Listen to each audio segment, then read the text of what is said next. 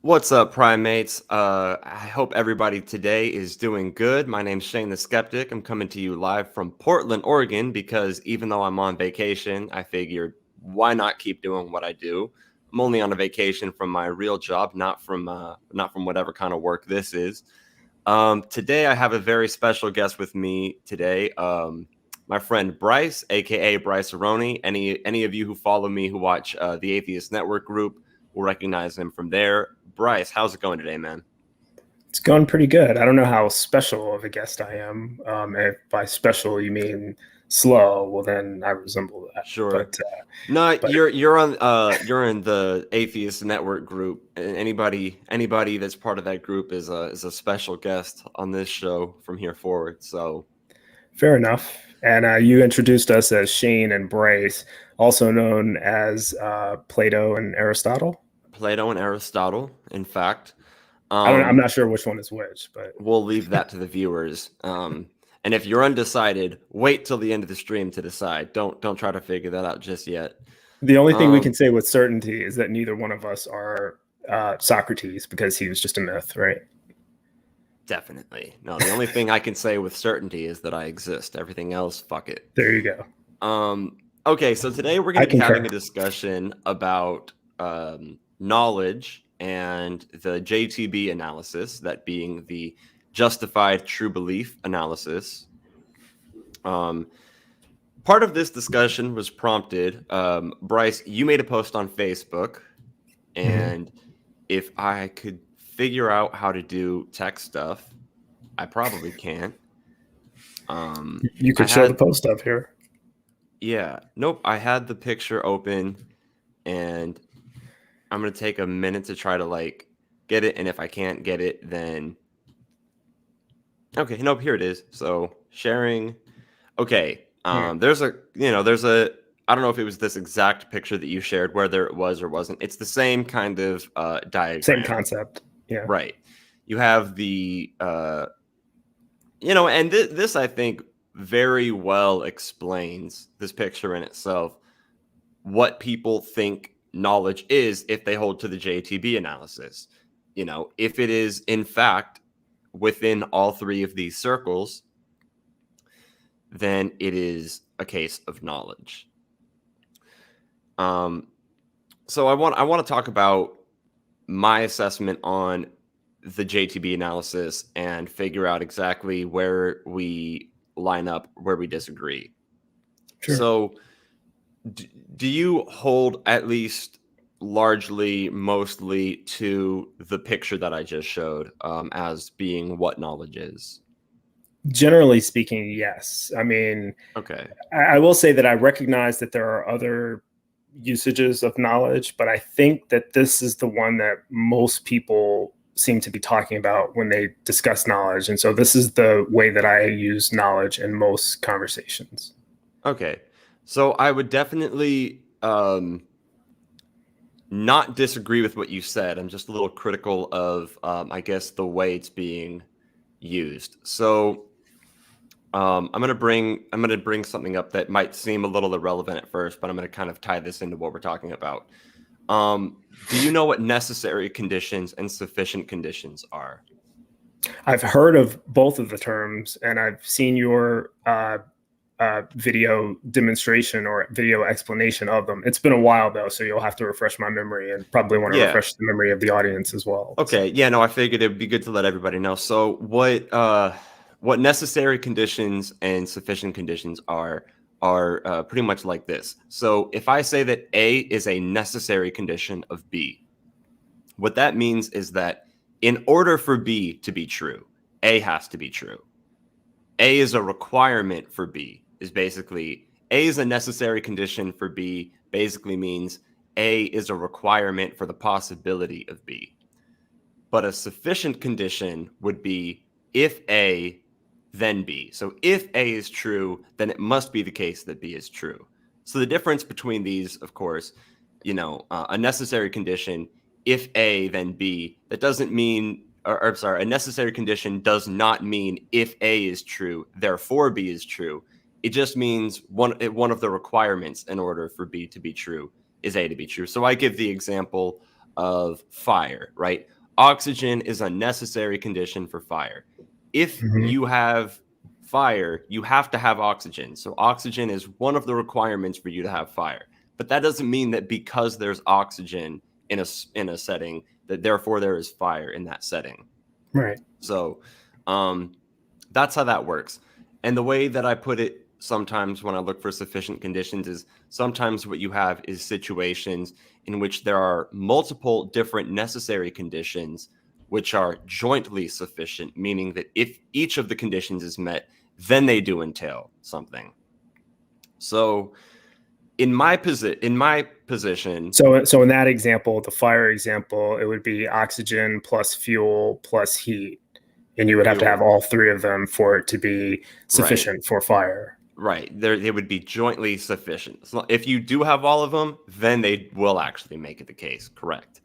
So I hold that justification, belief, and truth are three necessary conditions for knowledge. So anytime you know something, a requirement of you knowing it is that you believe it. It is that you are justified in believing it, and that it's true. Those are requirements for you to have knowledge.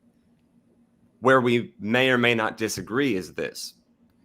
I don't think that these are sufficient conditions for knowledge, even jointly. And the reason is because we can come up with what are known as Gettier cases. These are examples of cases in which we could have beliefs which are justified, which are true, which don't count as knowledge. And I want to get into those, but everybody is so quick to get into that part of the conversation that I think they just skip right past a really important aspect that isn't talked about enough. And that is the nature of justification.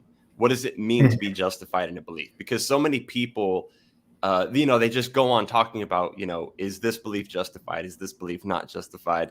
And a lot of people aren't really establishing any kind of criteria for what it is for something to be justified. So before we go trying to look for, a fourth condition for knowledge, and get into the Gettier problem and the Gettier cases, I want to focus on the nature of justification.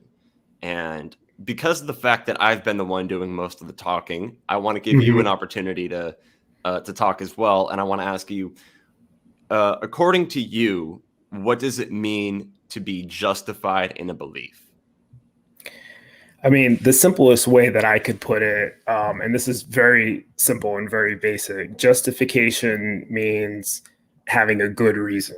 And the reason may be evidence, direct evidence, empirical, anecdotal, personal experiences, whatever the case may be, some type of evidence to warrant belief would be a justification, in my opinion. But if you're trying to get into specifics, I think it would really depend on what the claim is, what the proposition is to be believed, and then depending on the extraordinariness of the claim or how unusual of a proposition it would be, that would determine what type of justification would be needed. What is the weight of evidence that you have? How strong is your evidence to warrant belief? And if it's weak, I would say that it was unjustified. And if it's strong and sufficient that any reasonable person would accept it, then I would say it's justified. So that's kind of how I use justification.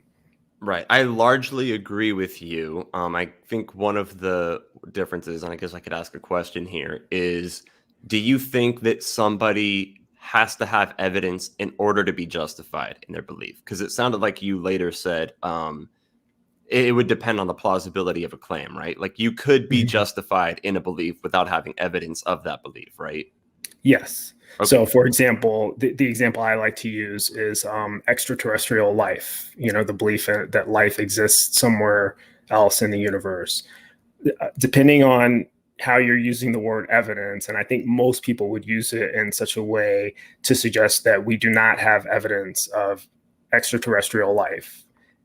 We haven't visited any other planets. We don't have telescopes that can see that far.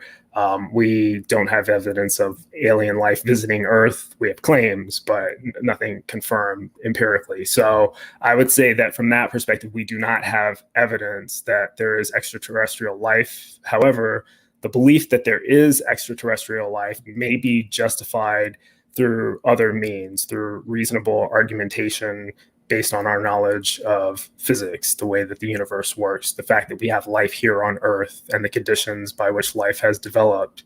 If we notice that those conditions are common or seem to be frequent other places in the universe, it may be reasonable to conclude that there is life many other places in the universe. So that's an example where I would say that we do not have evidence, but we are justified in holding a belief. Okay, so I don't dislike your concept of justification. I largely agree with you on what it means for someone to be justified or what justification is. I'm going to put forward what my concept of a requirement for justification is, or what it means for a belief to be justified, because I hold to something which is referred to in epistemology as process reliabilism. Okay. And I'm going to pull up some notes. So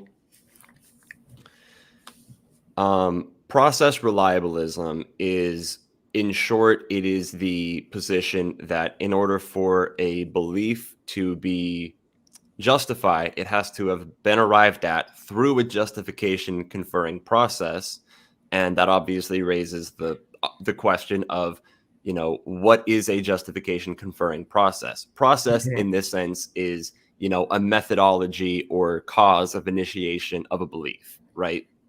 Mm-hmm. So we need to look. So we're trying to figure out what kinds of processes confer justifiedness, and then which ones don't. And we can gain insight into that by looking at faulty processes of belief formation, and then we could look at some, intuitively justification conferring processes, and then we can categorize these, see what they have in common with one another, and then I guess reason out from there. So if we're looking at faulty processes of belief formation, examples of this would be confused reasoning, wishful thinking, reliance on emotional attachment, mere hunch or guesswork or faith, and hasty generalization, right? So these are, at least intuitively, these are faulty processes of belief formation, right? I would agree that they're faulty processes of belief formation. I don't know if I don't agree with that intuitively. In fact, the opposite. I think intuition is what leads people to a lot of those things. But well, for them, it's intuition. Thinking, but what I mean is intuitively, like to us, like intuitively, these methods, to us as people talking about them, these are intuitively the wrong ones, right? The faulty ones. Yeah, I mean, okay. I'm hesitant on the word intuitively, but I am in agreement with you. They are faulty. Okay. But I think the reason I'm concluding that they're faulty is based on my knowledge, the knowledge that I've learned, and not my intuition. Okay. But I agree with you. So in contrast to those processes, so again, the faulty processes were confused reasoning, wishful thinking, reliance on emotional attachment, mere hunch or guesswork, faith, or hasty generalization. Yeah. So to contrast these, we have belief forming processes, which are justification conferring. These would include empirical senses, memory, logic and reason. We'll put those as one, and introspection.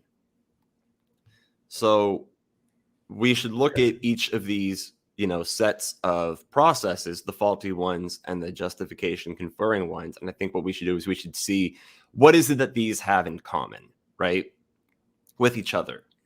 When it comes to the faulty ones, I guess, what they seem to have in common is unreliability. That is to say that they tend to produce untrue beliefs quite often. And, that's what we mean when we say, like, we can't rely on this as a process, right? Yeah. No, I would agree with that. Okay. Go ahead, finish. I have some more things to say about the ones we're calling. I don't remember how you put it. Are we calling them the reliable ones versus the unreliable ones? Okay. Yeah, I maybe have an issue with one of the ones that you put in the reliable category. I don't know if you want me to bring it up now or later. Yeah, let's bring it up now. So what I had in the reliable category were empirical senses, memory, logic and reason, and introspection. Yeah. And I would say maybe the only one that I would put an asterisk by is memory, because memory is not always reliable. So reliable is not perfect. So none of these are always reliable. Right. Though I do agree with the point that you're making, because I do think that of these, memory would be the weakest one.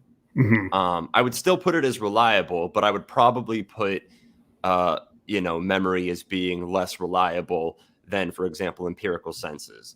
If you know something because you're experiencing it right now with your senses, I think you're more justified in knowing it to be the case, or at least believing it to be the case, than if you are believing it based off of you remembering it happening, because then we already raised the possibility of what if you're conflating a dream with a memory of something that actually happened. Right.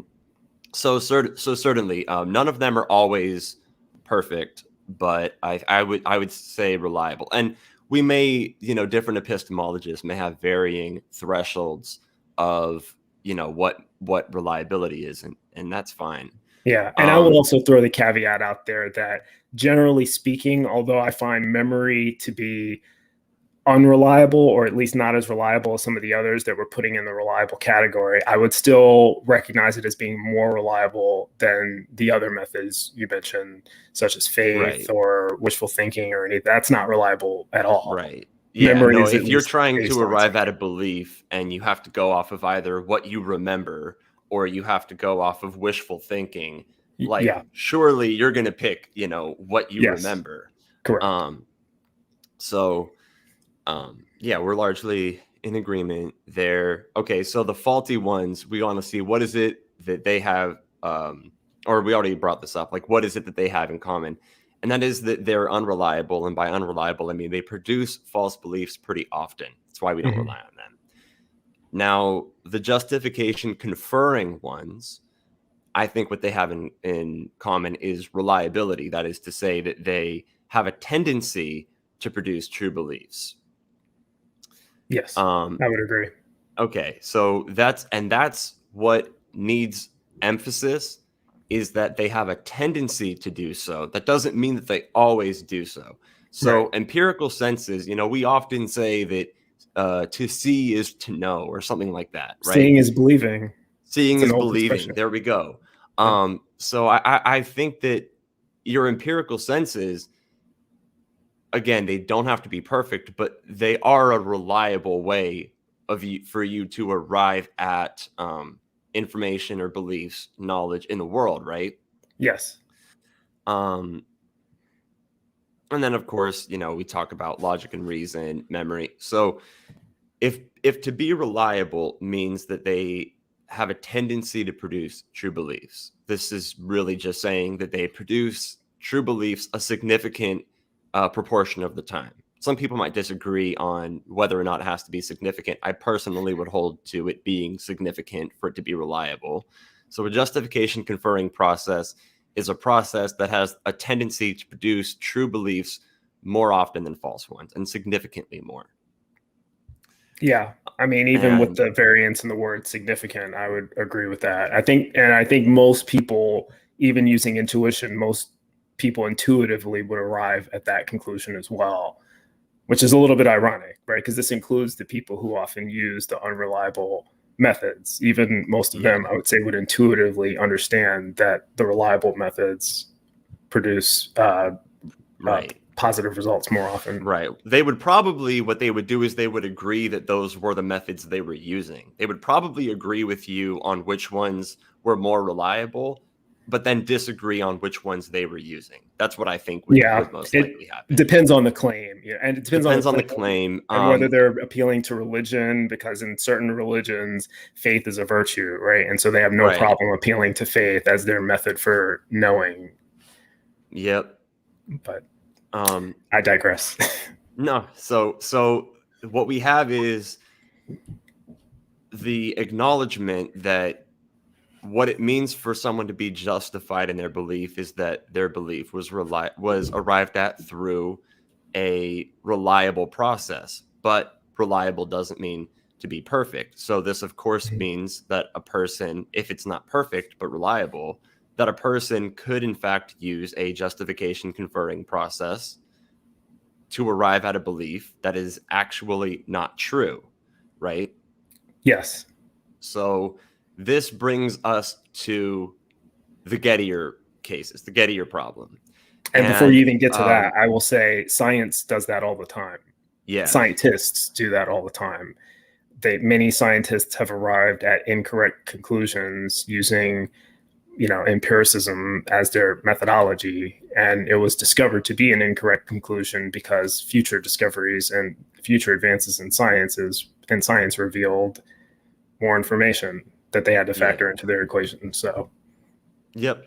Part of the process of science is just science is always correcting itself, and that's why right, it's self-correcting. Yeah. As effective as it is and as reliable as it is, because it has had so much time to correct itself so many times, but yeah, you're right, that's a pretty big part of science. So Okay, Gettier, sorry. yeah, no, so in the Gettier cases, there are some Gettier cases which are almost so popular they're annoying, because as soon as people talk about the Gettier problem, they bring up some of the same few cases. So I want to make it a little bit different, right? Do you want to use the one that you used with me in our discussion? Because I think that was an easy one to conceptualize. The sheep one? Yeah. Okay. So here's Gettier case. And I'll put forward another one that I came up with earlier today. And Okay. we'll have two Gettier cases. And these will be two cases that kind of make the point of why justified true belief isn't knowledge. So the first case was the sheep, which let's just say that you were in a field, or nearby a field, right? You look into the field and you see a shaggy white dog. Now you mistake that dog for a sheep. So you form the belief, it's a justified belief because you arrived at this through the means of your empirical senses. If empirical senses are a reliable belief forming process, then if you arrive at a belief because you saw it, then you're justified in believing it. So you saw what you thought was a sheep and you formed the belief, which was, that there was a sheep in the field. Now let's also imagine that there is in fact a sheep in the field, but you haven't seen this sheep. So you formed the belief that there was at least one sheep in the field. And that belief was true. But the reason you formed that belief was because you saw a dog and mistook it for a sheep, right? Right. So you have a belief. Your belief is true. Your belief is justified. But in this case, did you know that there was a sheep in the field? No. So we're at an example, just one example of a person being justified in a true belief and it not counting as knowledge. Now I do have a counter argument to that. Okay. And I don't know if you want me to present it now and you may know what it is and you may not, but I can do it now and I can do it later if you want to go on. I'm trying to think if I should get your rebuttal or put forth my second Gettier case. Why don't you go ahead and do the second one, and I can, because I can come back to the sheet. Okay, cool. The second Gettier case is this. I look across the street and I see a cardboard cutout of, let's say, Snoop Dogg, right? So I form the belief that Snoop Dogg is in that store over there. Okay. I'm justified in believing it. I just looked really quickly, saw him. It wasn't he wasn't wearing something crazy or anything like that. So it looked like he was there. So I formed the belief that Snoop Dogg is in the store over there. And it's true that he is. He is in fact in that store. but I didn't actually see him. I saw a cardboard cutout that I mistook for him. So I formed the, again, justified belief, true belief that he was over there. Right. Did I know that Snoop Dogg was in the store? For You the did same not. reason as in the last case, no. Right? Right. You did not. And So I was smiling a bit when you gave that example because I was a couple months ago. I was walking my dog through the neighborhood, and she stops. There's a mural painted on the side of a building of some deer on it, and she looks at it and she starts growling as if there really are deer there. And then when we get closer and she realizes it's just a painting, then she goes back to her normal stance. But it was just funny when you mentioned the cardboard cutout. My dog, when I took my dog out to Lago Vista, this town near Austin where my cousin lives, my cousin has this like fake deer for like, I don't know, hunting practice or some shit. I don't know. Okay. But it's this kind of realistic looking fucking fake deer. And Bob, my dog, I let him outside and he sees it, and I see him take one step, and he's looking like, I'm gonna attack it. And he runs up, jumps up, and then as he's like jumping up to like jump on it, realizes this thing's made out of rubber. And it's like, dude, if my dog actually ran up to a buck that size, antlers that big and everything, like, dude, a buck that size would have hurt me. Okay, Yeah. he wouldn't have done good. But Yeah. I'm sorry, you were talking. Sorry, I completely derailed you with my story, but no. So the Gettier cases, yes, I would say that they do seem to kind of invalidate the model of true and justified belief as a theory of knowledge. But I guess my counter argument to that would be in how we are applying true belief. When we say that the person had a true belief, I go back to, did they actually have a true belief? Because in the deer example, you looked out of the window, or I think I'm the example. I looked out of a window and I saw a white dog that appeared to be a sheep. And then we said that I was justified in believing that it was a sheep because it looked like a sheep. But in reality, it was a dog. So right. But the point of that example is that your belief is true because there is a sheep in the field. It's the case that you didn't actually see that sheep. Right. But my belief my overall belief that there is a sheep in the field is true. But my belief that what I was looking at was a sheep is not. So my conclusion was actually based on a false belief that I was in fact looking at a sheep. The false belief that you were looking at Snoop Dogg when you really weren't. So if you're coming to a conclusion based on a false belief, is it really justified? That's a very good point to raise. And I think that people discussing the Gettier problem should take what you just said into account. So in the Gettier cases that I provided, they were both dependent on there actually being a belief, which was false. False, right. And that's why I said, so maybe maybe one possible solution would be to narrow the application of the truth value to the basis for the belief rather than the statement itself. Right. And if we do that, like if we say that the trueness has to do with the belief, the basis for the belief being true, then true justified belief suffices as knowledge. But if we say that no, only the conclusion has to be true, but not the basis or rationale by which they came to the conclusion, that doesn't have to be true, then true justified belief may not work as a proper definition of knowledge. Okay, I don't know if I explained that properly, but that in contrast to rebutting the Gettier problem, you may be further supporting it. And here's why I say that.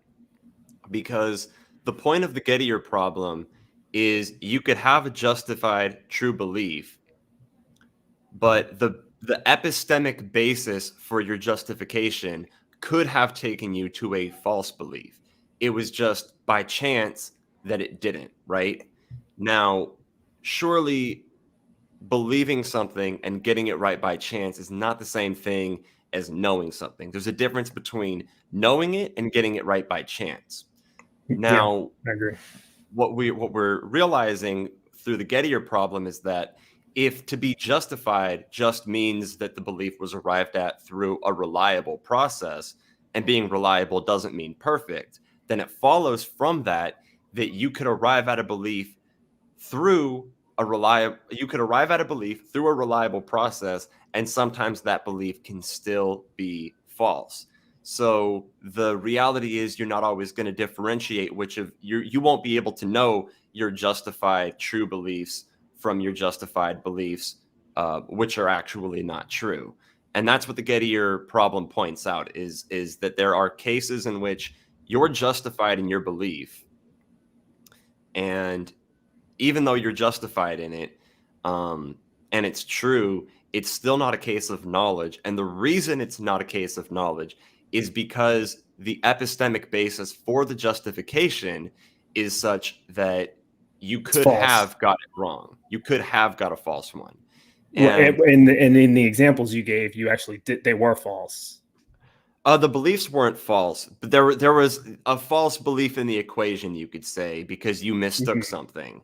Right. But the point is, you arrived at a belief through a reliable process, Right. and it, I get that. Yeah, I So get what the point is. And I largely agree with it because I think that if you're defining it as justified true belief and the true part of it relates to the entire proposition or the conclusion, then yes, it's you have a problem because sometimes knowledge as you're defining it wouldn't really be knowledge. And I right, think we're kind of saying the same thing. The only issue that I'm seeing is that if you define true justified belief where true applies to the basis, the basis for your belief also has to be true, then I think it can work.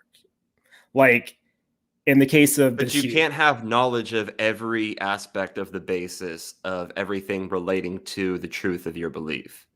Yes, correct. You can't. Right. Right. So we won't always know if we have knowledge under that model. I think, and that might be the problem that you're pointing out. We can Right. assume that we Because have knowledge because we think that we're right. justified. And the problem that you have pertains to the particular Gettier cases that I just came up with, but I don't think it's going Mhm. to apply to all of them. Okay. The point is simply that you could arrive at a belief through a reliable process, and sometimes it still be false. And Right. if you have a justified belief and that justified belief is in fact true, then it still ceases to be knowledge, simply because on that epistemic basis for that belief, that basis could have brought you to a false one. Now, there is a fourth condition that may potentially be sufficient for knowledge, and Yes. this is I called the agree. sensitivity requirement. Have you ever heard of that? I don't know if I've heard of it, and I may not have heard of it in the way that you're phrasing it, but I suspect that we have something similar in the back of. I suspect Okay. that what I'm thinking in the back of my mind is what you're about to say. So Okay. So the sensitivity requirement goes as follows: S would not believe P if P were not true. So let's think about, if it wasn't true, it wouldn't be believed. Now, this is a fourth condition on top of belief, justification, and truth. The fourth one is, and if it wasn't true, the subject wouldn't believe in it. Now, let's think about my Snoop Dogg example, right? Um, why is it that I didn't know he was in the store? Because even if it wasn't true, I still would have believed it. But if the example was such that my belief would have I wouldn't have believed it if it wasn't true, then it may in fact be knowledge. Do you see what I'm saying? so how does that play out in the scenario? So if I arrived at the belief that Snoop Dogg was in the store because I actually saw him, right? Mm-hmm. That meets the sensitivity requirement, because if it wasn't true, I wouldn't believe it. Because the cause of me believing it was him actually being there and me actually seeing him. Right. As to where in the other case that was put forward as a Gettier case, I saw a cardboard cutout of Snoop Dogg that I mistook for being him, formed Mhm. that belief, and it happened to be the case that he was in there. So I justifiably arrived at a belief which was true, but that doesn't meet the sensitivity requirement, because even if it wasn't true, I still would have believed it. Because even if he wasn't in that store, I formed the belief based on the cardboard cutout. But if I formed my belief that Snoop Dogg was in the store based on seeing him, that's not only justified, believed, and true, it also meets the sensitivity requirement, because if it wasn't true that Snoop Dogg was in the store, I wouldn't have had the belief that he was there. And that may very well be all that is sufficient for knowledge. That might be all that we need. That's not where admittedly, that's not where I thought you were going with that. That's an interesting proposition. I would have to consider that, because like instinctively, I want to say that it's question begging, or not question begging, but that it raises the question. In this scenario, Snoop Dogg was actually in the store. If he wasn't in the store, you wouldn't have formed the belief. But is that true? Because we can form beliefs based on what we think is true, even if they're not. Like in the Gettier example, you thought that Snoop Dogg was in there because you saw what you thought was Snoop Dogg. Oh, yeah, And but that's how there's you a form that difference. belief. Right, but this question pertains to from the epistemic view of me as a perceiver. Yeah. I wouldn't have arrived at the belief if it wasn't true. Now, the subject isn't always going to know whether or not a belief is meeting the sensitivity requirement. Yeah. And that might actually pose a problem for the sensitivity requirement, causing us to need a fifth condition for knowledge. So even if we have justification, truth, Yeah. belief, and it meets the sensitivity requirement, it still might not suffice to be Do you have a fifth one? Because I may. knowledge. I'm not Maybe, sure if I do. maybe I do. And if I give that fifth condition, I'm going to basically spoil my speech that I'm going to be giving in October. So I might just hold that Okay. out and I be a little I bit think, stingy. But I do want to hear what yours is. What would your condition on top of well, that my be? fifth condition basically makes knowledge impossible. True knowledge, for people to actually have knowledge, it may be impossible. And the condition is the ability to be aware of all variables. Yeah, that is And impossible. this is something that's not possible, right? But if you had the awareness of all of the potential variables, to where you're walking down the street, you look into a store, you see a cardboard cutout of Snoop Dogg, but you're aware that that store sells cardboard cutouts of people, you didn't have right. that awareness in the first example, so it may have led you to the Right. Well, conclusion of that you were course, seeing I Snoop would Dogg. also be aware that Snoop Dogg was actually in the store behind the cardboard cutout, because I would be aware of all the other factors, like what time he Yeah, got there and everything like that. but the Um, ability to know all of the omniscience. variables and then weigh which Yeah, ones are most likely at any given time, this is something that we can't do as human beings. So do we really know any, that's taking it back for to the sure. classic, do And we really I know think that's anything? a very good question. It certainly emphasizes the importance of skepticism. Hmm. I think what's worth considering is that um, if we have a threshold for knowledge which is very high, there aren't going to be very many things that we can say that we know, which of course sometimes it's like, and tough shit, you know? Hmm. Um, but I think that it's worth considering we shouldn't have a threshold of knowledge which is impossible to be met unless we're willing to throw out the concept that we have knowledge. And I'm not quite willing to do that. So I don't think that I could agree with a threshold for knowledge which is impossible to be met. And one of the Hmm. reasons I would back this up is by saying that knowledge isn't certainty. You don't have to have certainty to have knowledge. Yeah. If we were talking about certainty, then I would absolutely agree that you would have to have the omniscience. Right. And But and I think that this goes back to and I'm not sure how much more you had in your presentation, but it certainly caused me to think a lot more about the true justified belief as a definition. But hey, oh, I didn't realize we had people watching. That's cool. I know all these guys. All our friends are watching. I know I've been too distracted to like even be in it, but I was gonna say that before even having a conversation about knowledge, I always find that it's helpful when we discuss our terms, right?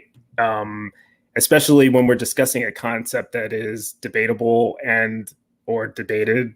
You know, we should have a working definition of the concept that we're discussing so that we don't end up talking past each other. And you and I didn't do that. We were able to have a fruitful conversation. But, you know, one way to begin discussions like this is to ask the question, how is knowledge defined?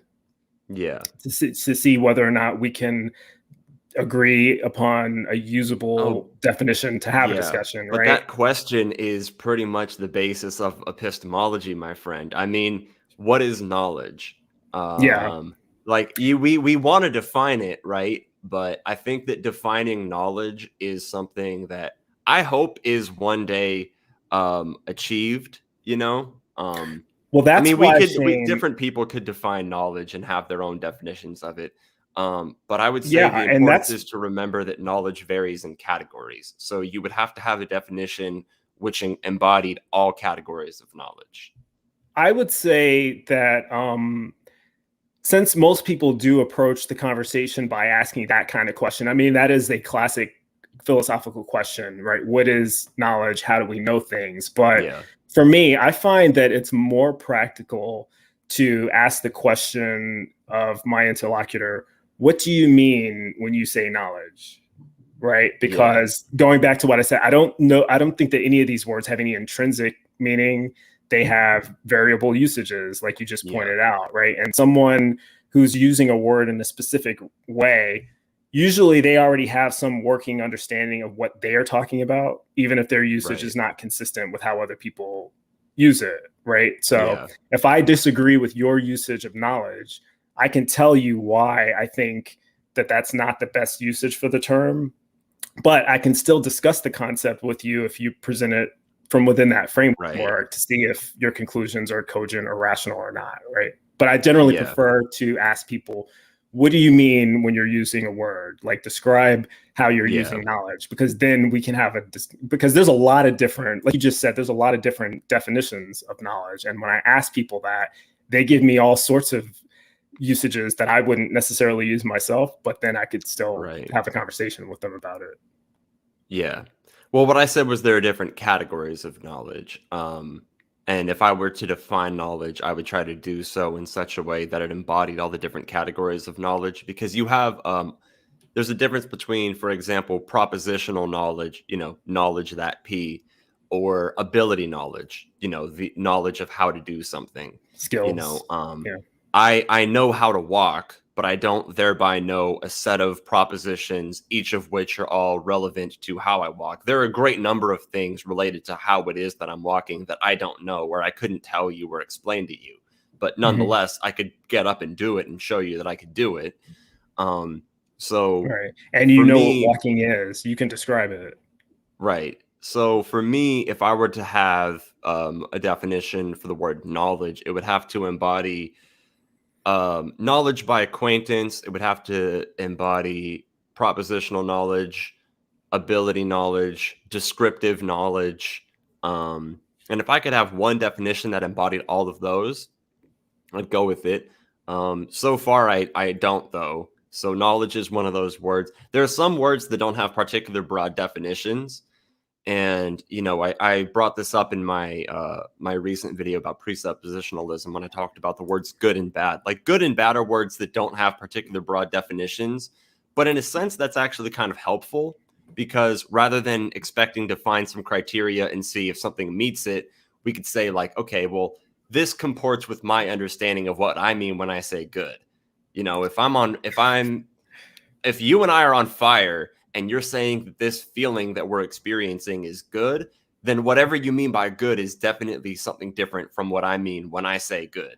This is definitely not what I mean when I say it. I have I'm doing my show tonight, The Bryce is Right, and my guest is going to be Greg Rogers, and we're going to be talking about good and bad, and morality and the meaning of these words. And I think I mentioned to you before when we were having this conversation over a Facebook message post. We were just typing out responses, and when it comes to the words good and bad, I don't think they have any intrinsic meaning at all. And also, I think that when the words are used, they are descriptives. They are adjectives. They're not nouns, right? Like there's no such thing as a good, or a bad. Oh yeah, I Good is really liked something. that point that you made when you were talking about presuppositionalism, and you were like, when they ask like, well, what is good? What is goodness? And Yeah, you're kind of responding to that by saying you're asking about it like it's a noun, and how do I know where this noun is and how I could find it and right. rationalize my metaphysical concept of it?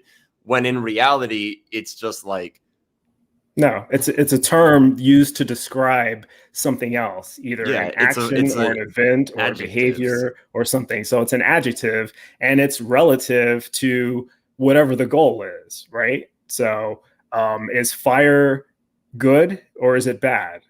Right? You can say fire is good, but that doesn't mean anything unless you have a goal, right? If you're Yeah, trying to kill a tick and you want to, the best methodology for that is with a flame, then fire is good. But right, if your house is on fire, then it's not, right? right, If your exactly. goal is to salvage your house or to protect it from, to protect your family, then no, fire is not good. So, Right. We you can't know, say fire in itself is good or bad. A now small if amount you're of trying to fire cook a in the right setting meal, could keep you warm, of course. right. Or if you're And trying to cook a meal, you want some fire, but you don't want a lot of fire. So these words, there has to be some goal, some yeah, that's how you can have like a standard to determine whether you're reaching it or right. not. You can say good and bad have no more meaning than large or small or hot or cold. They have Yeah, no intrinsic meaning in and of themselves. They have to be applied to something else in order to have yeah. meaning. I agree with that. So to kind of recap our discussion on the JTB analysis. Okay, so um my assessment is that justification, truth, and belief are necessary conditions for knowledge, but even jointly they aren't sufficient.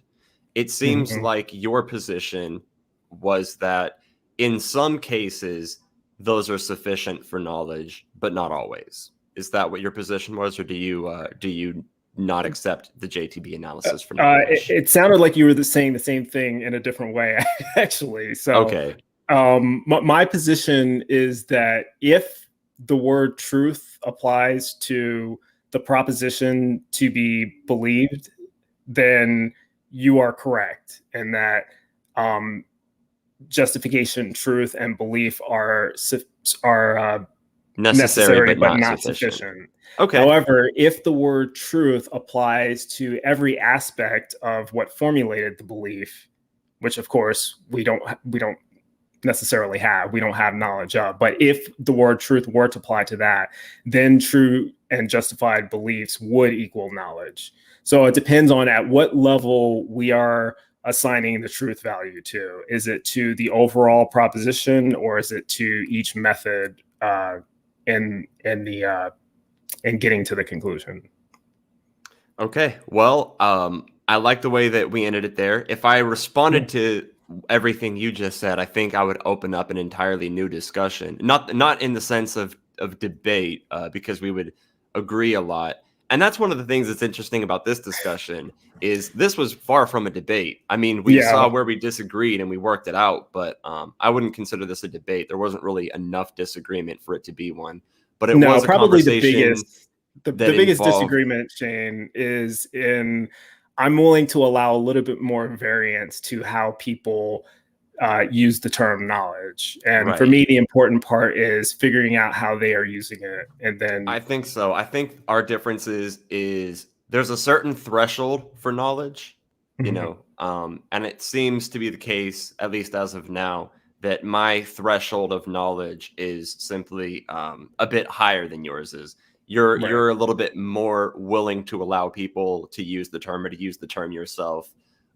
You just have a lower threshold for it, and that's perfectly fine too. There's nothing to say that, my threshold for knowledge may rise or lower in the next, I was going to say month or so, who knows. I'm at a point in life right now where every like month or so, I feel like I was so dumb a month ago. Like I always feel like I'm so much smarter than I was just a few weeks ago.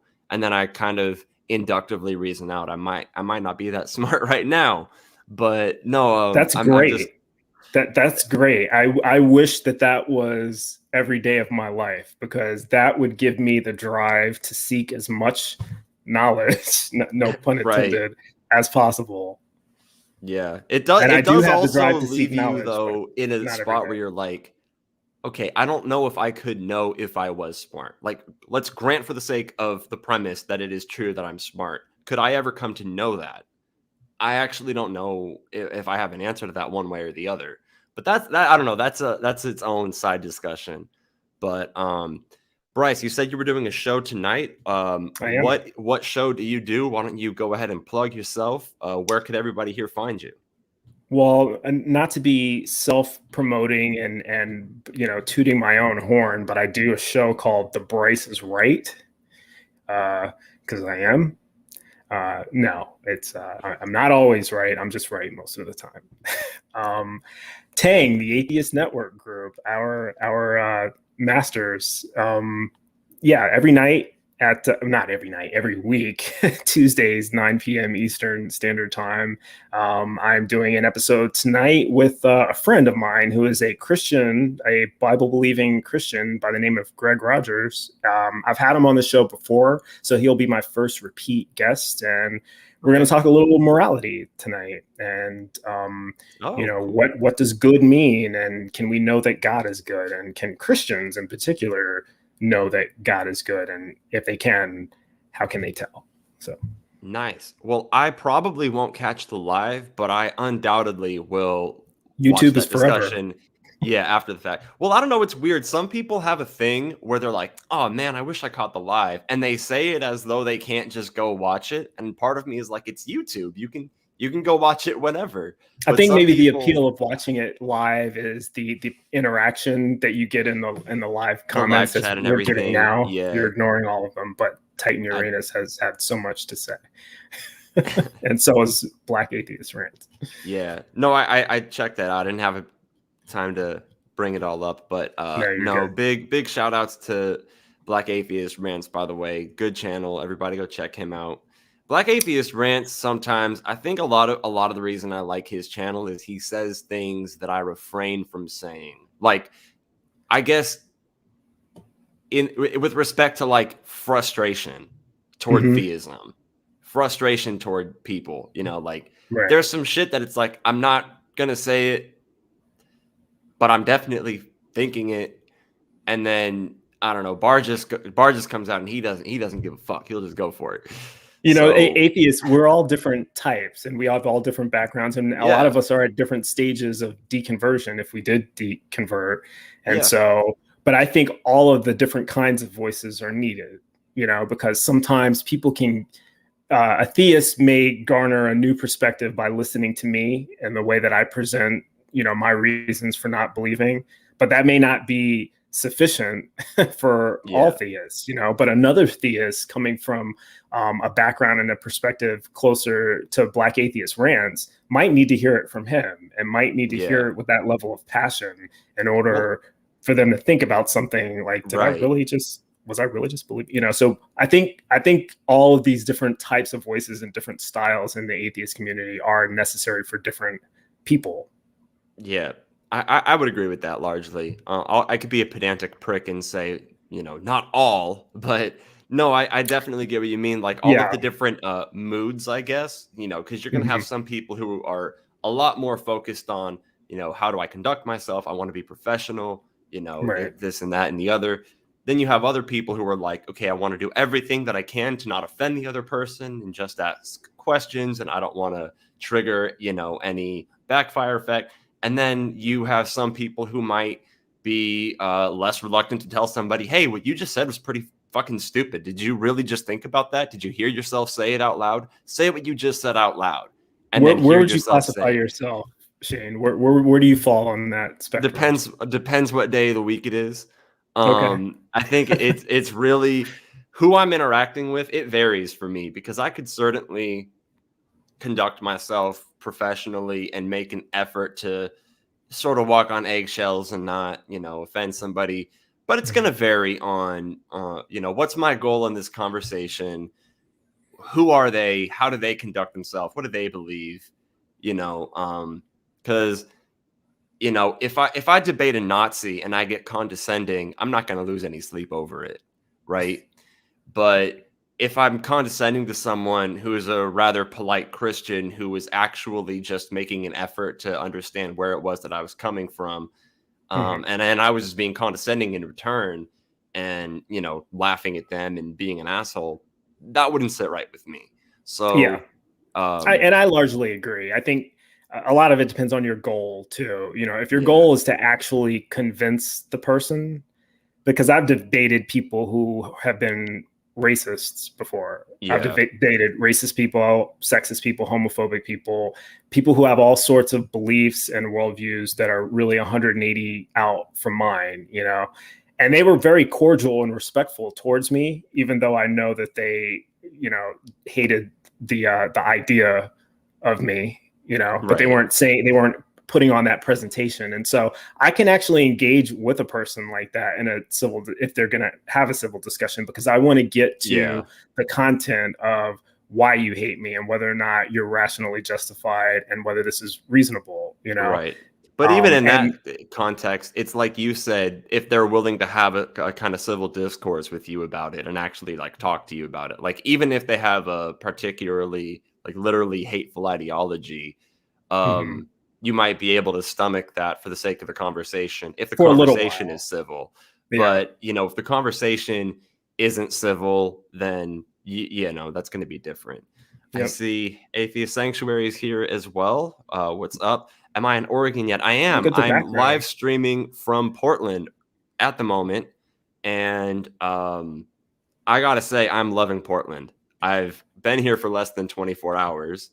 But no, it's kind of like on one side of me, I got the city. And then on the other side, I got the forest. So it's like whether you like nature, whether you like the city, whatever your thing is, like this location I'm staying at is just perfect. And this location, the Airbnb had a globe. It's, not an Earth globe. It's a black globe. But, it is what it is. Anyway, we get to wrapping things up. Bryce, thank you so much for coming on. We had a great discussion, as I would have expected. Thank you so much for having me. This was fun. Hell yeah, man. Everybody, go check out The Bryce is Right tonight. What time is it? 9 p.m. Eastern Standard Time. 9 p.m. Eastern Standard Time on the Atheist Network group. Everybody stay safe, wash your hands, and if you haven't got vaccinated, could you please get on that? Please. Absolutely. I'm going to end every stream and every video saying, please get vaccinated until this fucking pandemic ends. All right. I'm going to go smoke some weed because it's legal here and mellow myself out. Everybody have a good day.